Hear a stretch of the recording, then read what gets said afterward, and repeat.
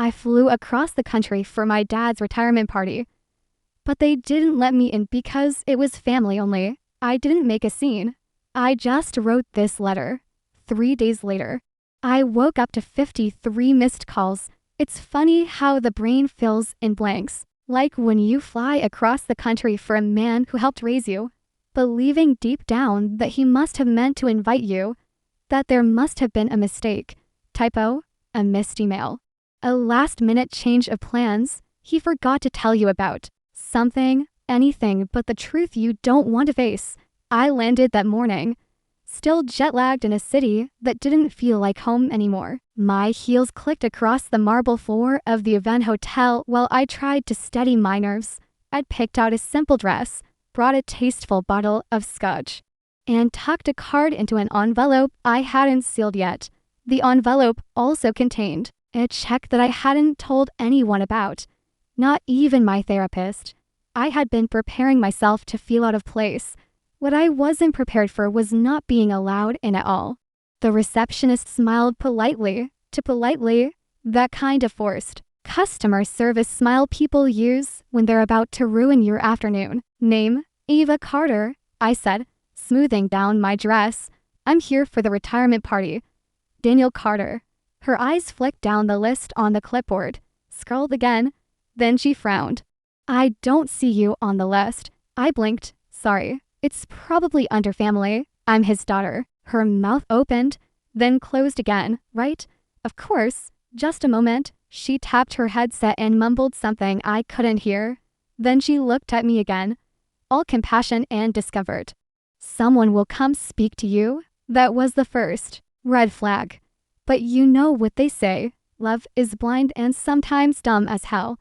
So I stood there awkward and smiling while guests breezed past me in designer suits and cocktail dresses. A woman in a glittery gown walked by holding a balloon bouquet that said Bon Voyage. I stood there holding my scotch and my envelope like a kid who'd showed up to the wrong birthday party. Then a hotel staff member appeared and asked me to follow him. I thought I was being taken inside. Instead, I was led to a private hallway behind the ballroom where my father, my brother Rob, and his wife, well, the wife, not my stepmother, let's not get carried away, were waiting. My father's arms were crossed. Rob looked like he had just sucked a lemon, and the wife was pretending to check her phone like maybe she could text her way out of being complicit. I left because of course I did. What else are you supposed to do when your own family gives you the we need to talk face like you're the one who's ruined everything? Oh, hi, I said. Is this the VIP entrance or Edie? Dad didn't even crack a smile. Aver, this is a private event. It's for family. I stared at him. You know I'm your daughter, right? Unless there's been some Maury level reveal I missed. Rob rolled his eyes. Don't make a scene.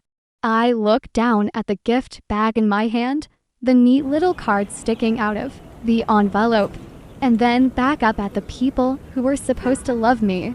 You invited the Hendersons, I said. They lived 2 doors down and once tried to sue us over a tree root. It's about chosen family. Dad said quietly. There was the phrase that launches 1,000 therapy bills. I flew across the country. I said, still hoping idiotically that someone would stop this, that someone would say, Aver, this is a misunderstanding. Come in. Have some shrimp cocktail. But they didn't. You made your choices. Dad said, we wanted tonight to be peaceful. Peaceful as an Everfree. Rob looked smug. His wife offered me a half-apology smile like, sorry you weren't cool enough to make the cut. And that was it. I stood there in heels that were starting to pinch and said nothing. Because what do you say to a father who uninvites you from his life but still thinks he deserves your respect? I could have shouted. I could have demanded a reason. I could have flung the gift bag at Rob's face just to see if his man bun cushioned the blow. But I didn't. I walked out without looking back, past the lobby, past the bartender setting up champagne flutes. I passed the cardboard cutout of my dad holding a fishing rod next to the sign that said, The adventure begins, and I found a cafe down the street where I could sit without anyone expecting me to smile. I didn't even order coffee. Just sat at a corner table, pulled out the envelope, and stared at the check inside. I had written it 2 nights ago. Enough money to cover a luxury cruise. Enough to say, despite everything, I still care. I hadn't sealed it because I wasn't sure I was ready to give it to him. Well, that decision was made for me. I pulled out a pen from my bag, uncapped it, and wrote void in large black letters across the check. Then I flipped over a napkin and started writing. No plan, no outline. Just the kind of honesty you can only write when you finally run out of energy to pretend. It didn't matter. What the letter said wasn't important. What mattered was that for the first time in years, I wasn't trying to earn a seat at a table where I was never truly welcome. I wasn't family, remember? Just the girl standing outside the ballroom holding the door open for other people's happiness. But I wasn't crying. Not anymore. I was writing. And for the first time in a very long time, I knew exactly how this story would end. There is a moment after a betrayal where your body reacts before your brain catches up. For me, it happened the second I wrote void across the check. My hands were steady, which was weird considering my stomach felt like it had just fallen through the floor and landed somewhere near baggage claim at the airport. I sat there in that cafe, pen in hand, staring at the word like it was more than just ink, like it was a spell or a confession or maybe a severed lifeline finally snipped. Because, let's be honest, I hadn't just voided a check, I'd voided a relationship, the kind of relationship that some people might glamorize in Hallmark movies. But in reality, it had all the warmth of a tax audit and all the consistency of a toddler's mood. But to understand why it hurts so much, you'd have to rewind, not all the way back, just far enough to see how love works in my family. It's like a vending machine. You put something in, money, loyalty, a favor, and if you're lucky, you get something sweet. A smile, a love you kid. Maybe even a compliment about your hair if the stars align and Mercury if and in retrograde. But if you don't pay up, if you hesitate, if you dare to question the transaction, well then the machine spits your quarter back out, calls you selfish, and tells everyone you're dead to it. My dad was the CEO of Emotional Vending Incorporated. When I was a kid, he used to call me his little star, usually when I won something, spelling bee, piano recital, perfect attendance. He'd brag about me at barbecues, slap me on the back like I was a miniature stock portfolio performing well. But when I got sick in 9th grade and missed 2 weeks of school, suddenly I was too dramatic. He told people I had a flair for exaggeration. I was literally in the hospital with a fever of 103. And he joked that I just wanted attention. Funny thing is, he wasn't wrong. I did want attention. I just didn't think I had to earn it by nearly dying. Then there was Rob, the chosen one, the messiah, the human golden retriever. He could wreck the car and Dad would say, he's young, he'll learn. I got a parking ticket once, and Dad called me irresponsible and asked if I even understood how money worked. Of course, that didn't stop him from asking me for money when things got tight. Yeah, let's talk about that, shall we? Fast forward to adulthood. I moved out at 18 the minute I could, not because I was brave, because I was exhausted. Home was like walking on eggshells in a minefield while blindfolded. You never knew what would set him off. I got a job. I moved to another city. And eventually, I started to breathe again. But the calls kept coming. At first, it was just their occasional guilt trip. You never visit. Rob misses you. Your mother's turned him against me. Then came the small asks. Could you help cover the electric bill this month? I forgot to renew the car insurance. Can you spot me? And then the bigger ones, medical copays, emergency vet bills for the dog. A mysterious loan that was just until next payday, a payday that shockingly never arrived. I paid, not because I was rich, I wasn't, but because I thought maybe, just maybe, if I kept showing up, if I kept saying yes, he'd look at me like I mattered. Spoiler alert, he didn't. He looked at me like a bank account with bad boundaries. I didn't even realize how much. I contributed until I tallied it all last year. I'd covered nearly 9 months of his rent, piecemeal, of course, so it never felt like too much at once. I'd paid off a dental procedure for his wife. I'd co-signed for Rob's used car when Dad's credit didn't cut it. And the big one, I covered the deductible when he crashed his boat into a dock because he was tired and the sun was in his eyes. You'd think I'd have learned by then that the vending machine wasn't broken. It just never had anything for me to begin with. But nope, I kept trying until 2 months ago when he called and said he wanted to retire early. 60 was just round the corner, he said, and he wanted to see the world while he still could, before the knees give out. He joked. I laughed because that's what I do when I feel cornered. And then he hit me with it. He wanted to take his wife on a cruise, a long one, multi-country, the trip of a lifetime, and he wanted my help financially. You're still young, he said. You've got years to earn it back. I just want this one thing before I go, before he goes. Like he was dying, like this was his make-a-wish. I hesitated. I told him I'd think about it. And the next day, I got a text that said, "You've made it clear where you stand. Good to know." Classic vending machine. Didn't get the snack. Must be broken. We didn't talk after that for weeks. Not even when I RSVP'd to the party. Well, I tried to RSVP.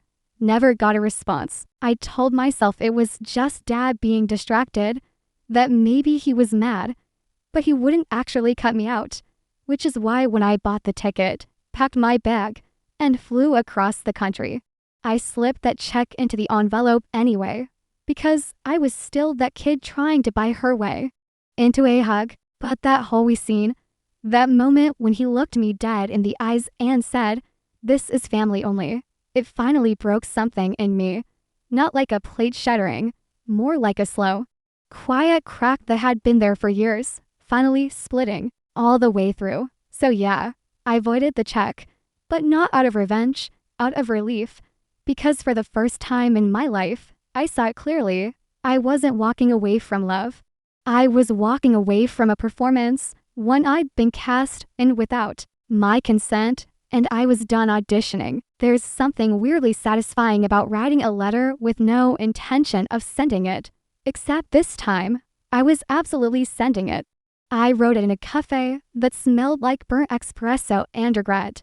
Scribbling onto hotel stationery I had yanked out of my purse, the kind they give you in the welcome folder with your room key like, "Here's a rope and a pen. Pretend your life is together." The pen was running out of ink halfway through the second paragraph. I considered taking it as a sign. Then I reminded myself that signs are for people who still think life is fair. I crossed outer line, rewrote it with more venom, then looked down at the check again. I hadn't written void just once. I'd written it 3 times, all caps, bold strokes, one of them slightly diagonal like a scar. Then I started on the envelope. Dad's home address, the one I used to live in, the one with the peeling shutters and the rusted lawn flamingo that he swears is vintage. I sealed it up fully, like a ritual, and then I walked, calm, composed, and empty, to the nearest mailbox and dropped it in. The moment the envelope disappeared, I felt a strange kind of peace, the kind you get right after a tornado passes, when everything's still ruined, but at least the screaming stopped. The next day, I got a voicemail from Dad. "Eva, I think there's been a misunderstanding. I got your letter. Can we talk?" Misunderstanding. That word again. The Swiss Army knife of manipulators. I didn't respond. 2 hours later, another voicemail, no apology. Just a sudden warm tone like nothing happened. "You know I love you, right? This trip, it was just a dream. But it's not worth losing you over," which is rich considering he'd already uninvited me from his life like I was an old coworker who once stole his lunch. By the 3rd message, the cracks started showing. "I don't know why you'd embarrass me like that. Everyone saw it, Eva." But there, it was, not what he did, just that other people saw it. Apparently, my crime wasn't being heard. It was being hurt publicly. I still didn't answer. Not out of pettiness. I just didn't trust my voice not to shake. But I didn't have to wonder how he was taking it because my phone lit up again 2 days later. Not from him this time. It was Rob. Congrats. You blew up Dad's party. You happy now? No greeting. No question about how I was doing. Just Rob being Rob. The patron saint of selective memory. I didn't reply because what do you even say to someone who watched you be humiliated and still thinks you're the problem? But the real fallout came on the 3rd day, 53 missed calls. Some from my dad, a few from unknown numbers, one from my aunt, Carol, who I haven't spoken to since she told me my tone was the reason people didn't visit me. I found out what happened from a text from a cousin I barely knew. He sent a blurry photo of my dad holding the envelope, standing in front of a Hawaiian cake shaped like a cruise ship. According to him, Dad opened the letter during the thank you speeches. He thought it was a sentimental surprise. The room had gone quiet as he read it. At first, they thought he was getting emotional. Then he turned the check round void in 3 angry strokes. People were stunned. His new wife, the Instagram perfect one who referred to me as his complicated daughter, got up and left the table. Apparently, she thought the cruise was happening next month. Guess she should have married a different bank account. That night, Dad texted again. Please call me. We need to fix this. Fix what? My childhood. I finally listened to one of the voicemails just to see if anything had changed. Spoiler, it hadn't. He sounded desperate. But not for me. For damage control. You've made your point. I just don't think it was fair to make it there. People are talking. Aver, people are talking. And there it was again, his favorite concern. Appearances. Never mind that he'd systematically pushed me to the edge of his life. Like I was a guest who overstayed her welcome. Never mind that he'd built a fantasy retirement plan partially funded by my bank account. Never mind that I had helped pay his bills in silence for years while Rob got praised for remembering birthdays. But I was the problem because I had dared to speak. Well, right. The next few days were wild. I found out from a mutual friend, Reed, someone who used to babysit Rob's kids and now sends me thinking of you memes when drama explodes, that Dad's wife had packed up her things and moved out. Apparently, she'd already posted a vague Instagram story with the caption, "Sometimes the vacation you need is away from the people who hold you back." Settle. I'm not saying she was a gold digger. But if the gold did disappear, she wasn't sticking around for the mining. Then came the real kicker. Dad canceled the cruise. No dramatic announcement. No apology. Just a quiet cancellation and a frantic attempt to apply for a new job. Because, as it turns out, when you burn bridges with the one person secretly holding your financial scaffolding together, things collapsed fast. I didn't even have to lift a finger. Just one pen, one napkin, one envelope. And suddenly the man who told me I wasn't family was dealing with the consequences of not having one. The irony, I would have given him the check. I wanted to, even after everything, even after the guilt trips and the exclusion and the you made your choice garbage. Some part of me still wanted to believe there was love under all the manipulation. But there wasn't. There was just need, expectation, control, dressed up as affection.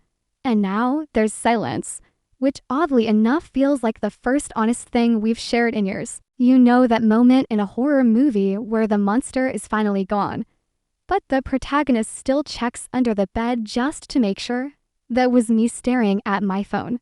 I didn't answer any of the 53 calls. I didn't need to.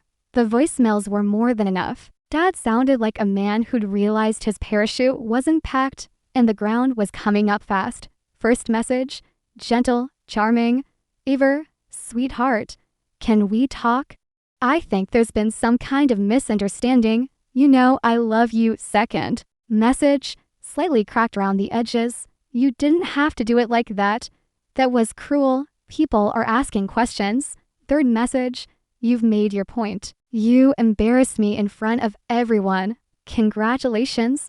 There was the real problem. I'd shattered his illusion. His perfectly curated fantasy where I was still in the wings waiting to play the beautiful. Daughter, fourth message. Full desperation. I know I've made mistakes. But don't do this. We need to talk before this gets out of hand. Before what gets out of hand, I wasn't sure until I got a text from Rob. Did you seriously tell Aunt Linda that Dad used your money for the house? What is wrong with you? So, we were entering the unraveling stage of the crisis. I hadn't said a word to Aunt Linda, or anyone else for that matter. But apparently once the envelope incident went public, people started doing the math, like how Dad had managed to keep his mortgage afloat despite retiring with little savings, or how Rob's new car mysteriously appeared after Dad's insurance fell through, turns out. When you remove the silent financial engine behind a man's carefully constructed life, the engineless shell makes a lot of noise as it crashes. I didn't respond to Rob because I was busy doing something else, something I hadn't done in over a decade. I rested for real. I slept through the night without anxiety, dreams. I stopped checking my phone every 5 minutes, waiting for a guilt missile. I even went to brunch like a normal person with bottomless mimosas and zero sense of dread. But peace never lasts long when a manipulator is spiraling. A week later, I got a message from a number I didn't recognize. Aver, this is Carolyn, your dad's HR rep. He listed you as an emergency contact. He's trying to apply for a contract position and needs your tax documents for some reason. I stared at the text like it had personally insulted my IQ. He had listed me as an emergency contact. The same man who told me I wasn't family. It was almost impressive. The man was out here trying to file for jobs using my information while simultaneously pretending I didn't exist at public functions. I replied with one word, no. 5 minutes later, a call from an unknown number. I didn't answer. Then came a string of texts from Dad. I just need your help for a little while. This isn't permanent. Don't be cold. Aver, I'm your father. The classic hits. And then, because manipulators never quit, he tried a new tactic. He emailed me, a full essay titled, Let's Try Again. I skimmed it. It was part apology, part sob story, part fundraising campaign. He admitted he should have handled the party differently, that he was hurt by how I pulled away after all he'd done for me. He said retirement hadn't gone as planned, no kidding, and that he was now looking at downsizing, maybe a small apartment, near Rob. Poor Rob, can't wait for that bundle of joy. He ended the email with this gem, I know you're upset, but I believe we can rebuild this family. I believe in second chances. Second chances? Funny. I'd given him about 50. He just didn't notice because they were quiet, unpaid, and conveniently off the books. That same day, I got a message from his now ex-wife. Short. Brutal. Hope the check was worth it. He was never going to take me anywhere. Guess she found out that retiring to travel was just code for hope. My daughter bails me out again. She left him a week after the envelope incident, packed her bags, moved in with a cousin, and changed her last name. Back within the month. I only know this because a friend of hers followed me on Instagram and sent me a very satisfying photo.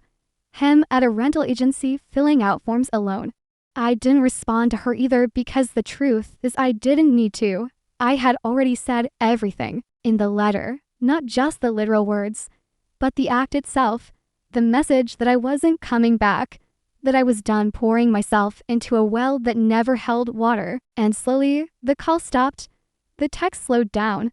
The family drama moved on without me. For once, Rob unfollowed me on social media. Dad went back to work part-time as a consultant, then full-time when the money ran out. No more retirement, no cruise, no tropical Instagram posts with cute captions like living our best life. Instead, silence and peace. I thought I'd feel guilty. I really did. But instead, I felt free, like I'd finally closed the book on a story that never had a proper ending.